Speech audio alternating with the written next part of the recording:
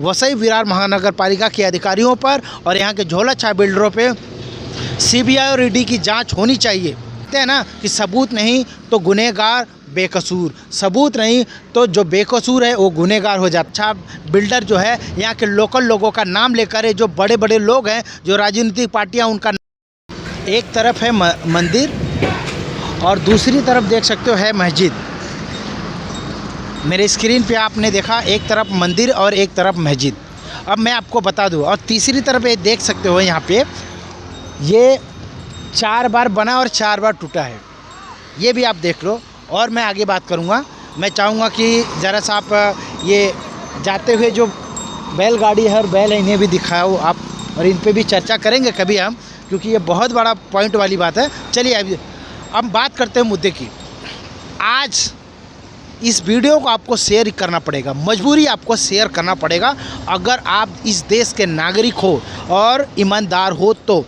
अगर आप भ्रष्टाचार में खुद शामिल हो, अपने आप को समझते हो कि आप भ्रष्टाचार में शामिल हो, तो वीडियो आप शेयर नहीं करोगे, क्योंकि ये वीडियो आने वाले जो मुख्यमंत्री है, जो 5 तारीख को जो खबरों के हवाले से जो पता चला 5 तारीख को शपथ ग्रहण होने वाला है, उस शपथ ग्रहण में जो भी मुख्यमंत्री बनने वाले हैं उन तक ये वीडियो जाना ही चाहिए।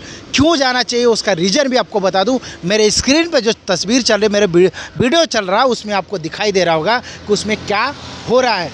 ये जो हो रहा है ये अनलीगल और भ्रष्टाचार का पूरा सबूत है। कहते हैं ना कि सबूत नहीं तो गुनहगार बेकसूर, सबूत नहीं तो जो बेकसूर है वो गुनहगार हो जाता है। ये हमारे देश का सिस्टम है, ये देश हमारे देश का एक कानून बन चुका है, बना दिया गया है। कानून नहीं ऐसा है लेकिन बना दिया गया है। अब मैं बात करता हूँ महानगर पालिका और झोलाछाप बिल्डरों के खिलाफ बात कर रहा हूँ कि महानगर पालिका और झोलाछाप बिल्डरों के ऊपर में सीबीआई और ईडी की जाँच होनी चाहिए। इसीलिए बोला था कि ये वीडियो शेयर करो, इतना शेयर करो कि आने वाले जो मुख्यमंत्री है उन तक पहुँचे और वसई विरार महानगर पालिका के अंदर में जो अधिकारी है उन पे सीबीआई और ईडी की जांच होनी चाहिए। जो झोलाछाप बिल्डर बनकर घूम रहे हैं उन सभी को रोक लगा देना चाहिए, उन सबको बंद कर देना चाहिए। बिल्डर जो होता है वो बिल्डर की तरह काम करे। ये जो मैं आपको दिखा रहा हूँ ये पूरी तरह से अनलीगल बना हुआ है, कहीं टूटा है तो कहीं बन रहा है। कैसे बन रहा है, अनलीगल जगह में कैसे बन रहा है, किसके परमिशन के आधार पर बन रहा है। अगर किसी से परमिशन नहीं लिया तो मतलब ये खुलेआम झोलाछाप जो बिल्डर है खुलेआम गुंडागर्दी कर रहे हैं।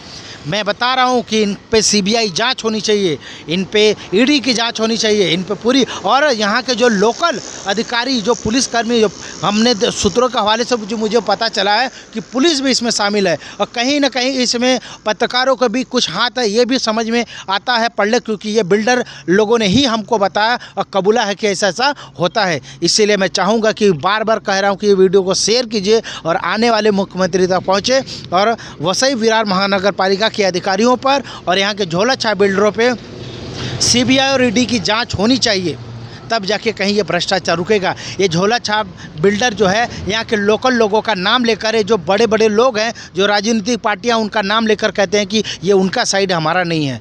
मैं उनसे भी सवाल करना चाहता हूँ, क्या आपका नाम इतना बड़ा हो चुका है कि आप अनलीगल काम के लिए अपने बोलते हो आप करने के लिए? अगर ऐसा है तो इसके जिम्मेदार आप भी हो, नहीं तो आने वाले टाइम पे आपके भी नाम पे छपा जाएगा, आपके नाम पे लिखा जाएगा। नहीं तो अपने नाम को इस्तेमाल होने से रोकिए। आपके नाम लेके झोलाछाप बिल्डर जो कि यहाँ पे गुंडागर्दी कर रहे हैं और छोटे झुंड बना के पत्रकारों की धमकी दे रहे हैं, इतनी इनकी हैसियत हो चुकी है। मैं बता देता, मैं उन पत्रकारों से भी ये कहना चाहूँगा कि ये काम करना बंद कर दो, ऐसे लोगों के खिलाफ जो है कि इनका सपोर्ट करना बंद कर दो, नहीं तो आने वाले टाइम पे ऐसा हो जाएगा कि कहीं मुंह दिखाने के लायक नहीं रह जाओ। चलिए मैं बात करता हूँ मुद्दे पे।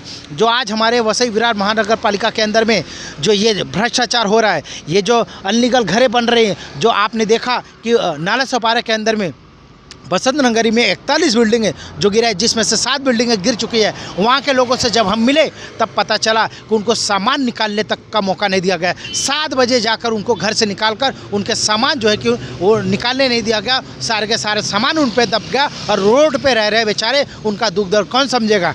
15 साल 18 साल 20 साल से वहाँ रहने वाले हैं। गवर्नमेंट को टैक्स भरा, जो है कि लाइट बिल, गैस पावती और अपना घर पट्टी, सारे टैक्स भरा उन्होंने। क्या गलती है उनकी? क्यों गिराया गया? जब वो अगर वो अनलीगल था या महानगर पालिका का वो ज़मीन था या डंपिंग ग्राउंड था तो फिर बनने क्यों दिया गया? किसने बनने दिया? कौन बनाने दिया और कौन बनाया? और मैं चाहूँगा इसी वीडियो में इसी लगे मैं बोलना चाहूँगा जो खरीदने वाले हैं उनको भी बोलूँगा कि ज़्यादा समझदारी ना, ज़्यादा चापलूसी करने से और ज़्यादा जो है कि किसी के तलवे चाटने से अंजाम यही होता है। मैं इतनी कड़वी बातें क्यों कह रहा हूँ? क्योंकि एक आदमी जब खरीदता है रूम तो उस आदमी को बिल्डर कहता है कि आप दूसरे व्यक्ति को लेके आओ, मैं आपका कुछ पैसा माफ़ कर दूंगा, नहीं कुछ कमीशन आपको दूंगा। और उस लालच में वो आदमी क्या करता है? खुद तो फंसता है, दूसरे को भी बुला के लेके आता है, अपने रिश्तेदार को, अपने दोस्त को, उसको भी लेकर आता है और उसको भी वहाँ पे फंसाता है। दोषी वो भी है, वो भी भ्रष्टाचार में शामिल है। तो घर टूटता है तो रोते क्यों हो? ये मैं उन खरीदने वालों को कह रहा हूँ, इसी वीडियो में कह रहा हूँ, क्योंकि आपको भी सुनना है, आपको भी सुधरना है, आपको भी बदलना है और इस भ्रष्टाचार के खिलाफ आपको भी आवाज़ उठाना है। इस लालच में मत पड़ो कि यही हो गया है, हालत ये हो गया कि झुग्गी झोपड़ी बना लिया और मन में लालच रख लिया कि टूटेगा तो मुआवजा मिलेगा, बिल्डिंग बनेगी, बिल्डिंग में जाएगा, बिल्डर आएगा तो फ्लैट देगा।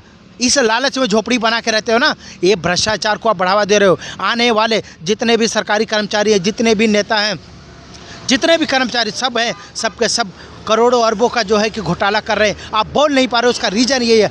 इस चुनाव में 2024 के चुनाव में हमने देखा, हम खुद इन्वॉल्व होकर हमने देखा कि इसमें जो है कि एक आदमी बिक गया, 5500, 200, 5-5 हज़ार में बिक गया अपने वोट को। जब आप अपने वोट को बेच दोगे, अपने आप को बेच दोगे तो सवाल किससे करोगे? आज शिक्षा इतनी महंगी हो चुकी है कि आप आम आदमी अपने बच्चों को पढ़ा नहीं पा रहा है। और उसके बाद में सरकारी स्कूलों जो है उनको बंद किया जा रहा है, प्राइवेट स्कूलों को बढ़ावा दिया जा रहा है, क्योंकि प्राइवेट स्कूलों से हर किसी को पैसा मिल रहा है। सरकारी स्कूलों से क्या मिल रहा है? सरकारी स्कूलों में आम आदमी अपने जो बच्चों को पढ़ाएंगे वो शिक्षित होंगे और सवाल करेंगे। और यही कोई नहीं चाहता कि किसी भी आम आदमी का बच्चा पढ़ लिख कर सवाल करने वाला खड़ा हो। IAS ऑफिसर, अधिकारी, इंजीनियर, डॉक्टर ये बने, वकील बने, जज बने, ये कोई नहीं चाहता। इसीलिए मैं बोलता हूँ कि लड़ो अपने अधिकार के लिए, जागरूक बनो, जाहिल मत बनो। ये मेरा कहना है और वीडियो के यहीं समाप्त करूँगा अपने शब्दों को। मिलूँगा नेक्स्ट वीडियो में। आपको सिर्फ इतना कहूँगा कि वीडियो ज़्यादा से ज़्यादा शेयर करें कि आने वाले मुख्यमंत्री तक पहुँचे। और वीडियो अच्छा लगे तो पूरी तरह से सपोर्ट करें, लाइक, कमेंट, शेयर के साथ में सपोर्ट करें। जय हिंद, जय भारत, नमस्कार।